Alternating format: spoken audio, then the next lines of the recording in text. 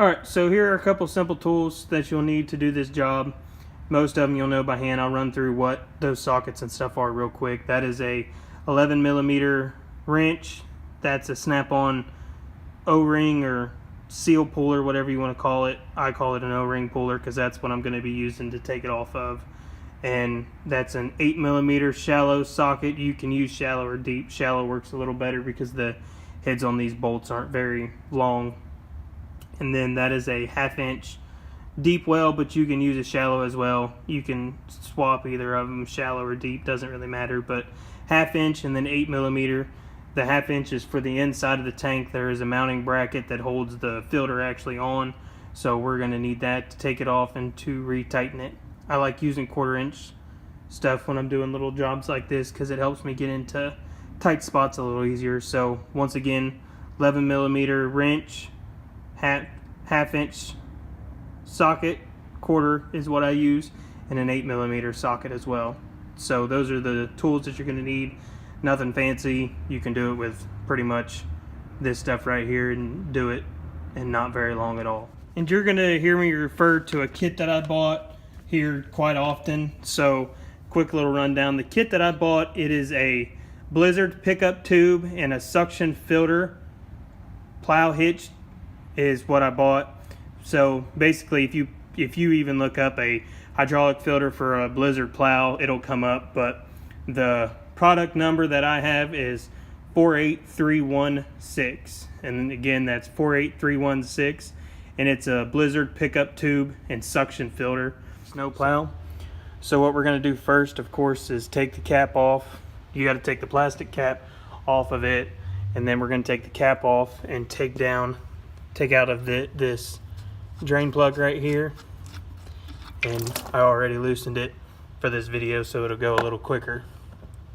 So once all that drains out, what you're going to do is, you see there's 4 bolts on it, one on each corner, one there, one over on that side, and then there's 2 up underneath of it. So you're going to take those out, and they are a 8mm screw. So once you get that out, the tank will be loose. So as you can see, we got the bolts out. All you do now is you're just going to give it a slight wiggle once it's drained and all of the bolts are out. Give it a slight wiggle and pull out, and it comes right out. And this is what we're changing, and the kit that I got comes with this filter, this hose, that clamp. So we're going to change all of that to new. We're going to clean the inside of this tank out and make sure that it's clean before we put it all back together. And then we're going to take this O-ring out that sits in here that actually seals it, and we're going to replace it with a new one of that as well. So let's start on all that. So we're going to go ahead and take this bracket off. You got to take that bolt off, and that bracket will come off, and then we'll be able to take this filter off. So we're going to start and twist it off onto your filter and your hose that's on it. There is an O-ring in there, so it does get a little tricky sometimes to get it off because it is sealed on there with that O-ring. So sometimes I can get them by hand, but other times I have to get a set of pliers. So let's start by hand and see what we kind of get into. And for me, I've noticed that if you take it and turn the filter sideways and then twist this a little bit, it kind of breaks that seal. So that way it's a little easier to take off. See, you twist it a little bit and that baby just pops right out. That's the O-ring that I was talking about that comes in it, that actually sets the seal inside when it pulls out. And it doesn't twist, as you can see. It just has ridges that set inside and kind of lock it into place. So that filter, it's not terribly dirty, but it definitely needed to be changed because this is what the new filter looks like. And once you put them up beside each other, you can definitely tell the difference between the new and the old filter. One thing about this is you do want to make sure that when you bang it into place that it kind of bottoms out on the back side, and you want to make sure that you have that black O-ring back past this metal here. So once again, what you do with this, you see the hole, all it does is set in, you put it in the hole and you just pop it in. And you should hear a click. And once it clicks in, you know that the filter is good. And then just give everything a little tug to make sure everything's nice and tight, and you are good to go with the filter. So now, like I said, we're gonna go and we're gonna grab that O-ring out of there and swap it out with the other one that came in with the kit that I bought as well.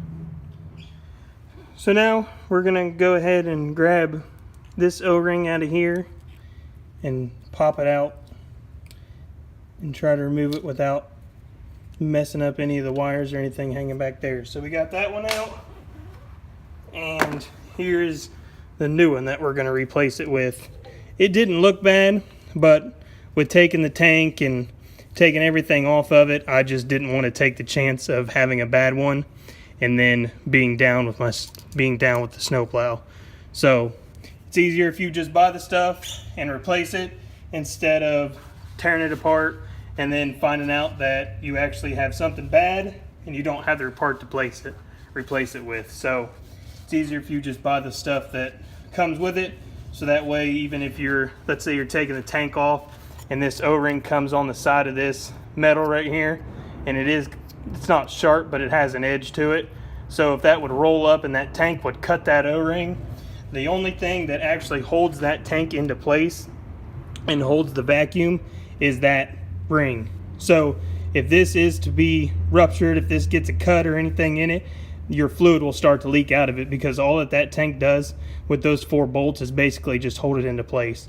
The O-ring is actually what sets the vacuum and keeps the liquid from leaking out of it. So if you don't have a good O-ring in it, you will have a lot of fluid starting to leak out of it. So like I said, in that kit that I bought, it came with a new bracket.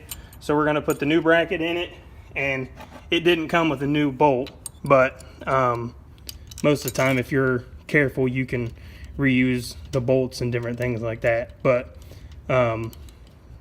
so you're going to tighten that back into the same upper hole that it came out of, and tighten it down by finger tighten, and then just kind of snug it up a little bit with your ratchet.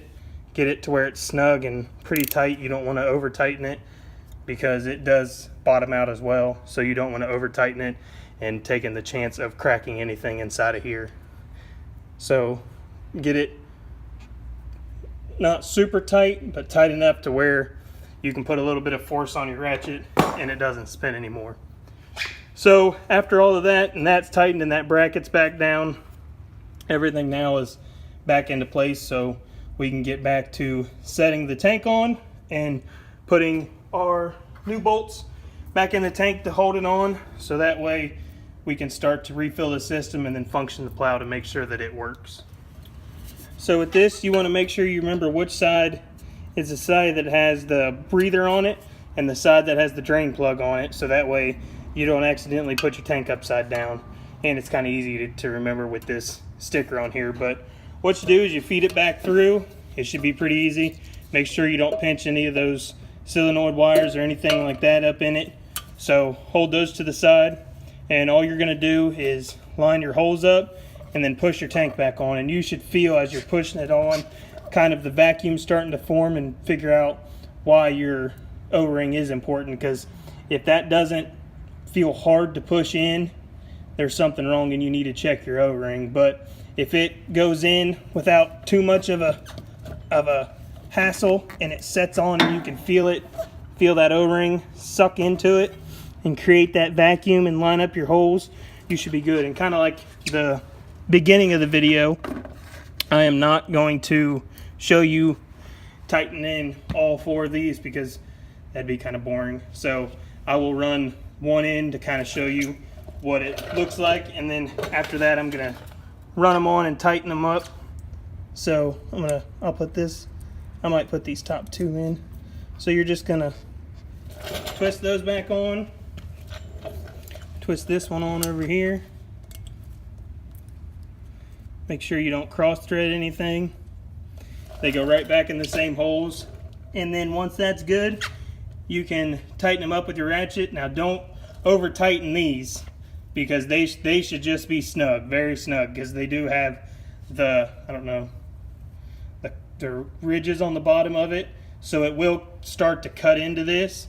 Now you don't want to over tighten them, because you can over tighten these and mess your tank up. So these are just kind of snug, and snug them up, and then do one last check, kind of wiggle your tank back and forth and see what you have, and then you'll be able to put some fluid back in it, then function your plow to see if you've done everything correct. Alright, so I got the tank back on. I've got all 4 bolts up and tightened. There's one down there in that corner, then there's another one over there. So I've got all 4 of those tightened. Now I am working on tightening the drain plug down here so I can add some more hydraulic fluid back to this, and then I will function the plow and make sure that it all works. Just make sure you tighten that drain plug down pretty well. Don't over tighten it, but it does need to be tightened pretty far down so that way no liquid will leak out of it.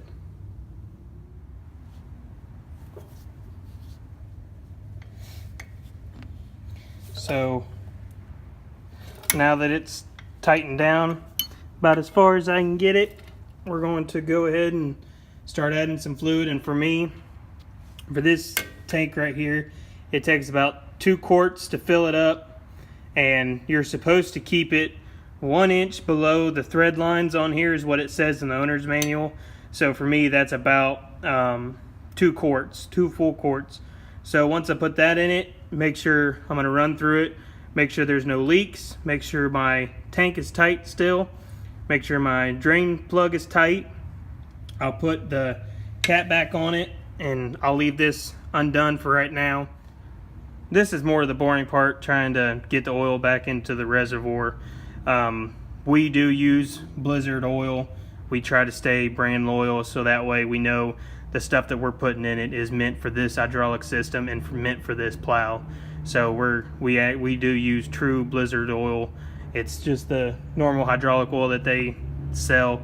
So like I said before, it takes 2 quarts to fill it up, and it might take just a smidge more or smidge less, but we're going to put 2 quarts in it right now and start the draining process, and we're going to fill it in. And one thing I like about those caps is you have a little bit of spillage, but that's why you have cardboard and a catcher down there to try and catch the little bit of the fluid that you use. But with the Blizzard oil, they give that nice little nozzle on it, so that way it's a lot easier to fill it in. You don't have to dirty a funnel.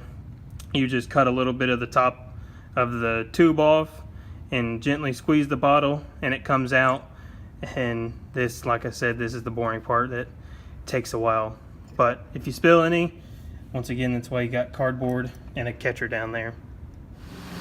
Alright, so we got everything put back together on the hydraulic tank. Now we're going to hook it up to the truck and see what it does when it functions. It might act a little slow there for a second as it's filling in where the hydraulic fluid ran out, but it should act just as normal as it always does.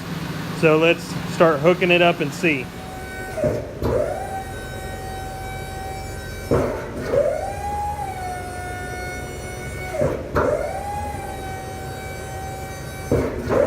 And that is how you change the filter inside of the Blizzard plows. If anybody needs any questions, you can always comment. Please like and share this video. And if you're not already, please subscribe to this channel. Hopefully this helps somebody that's going to need it. Thanks.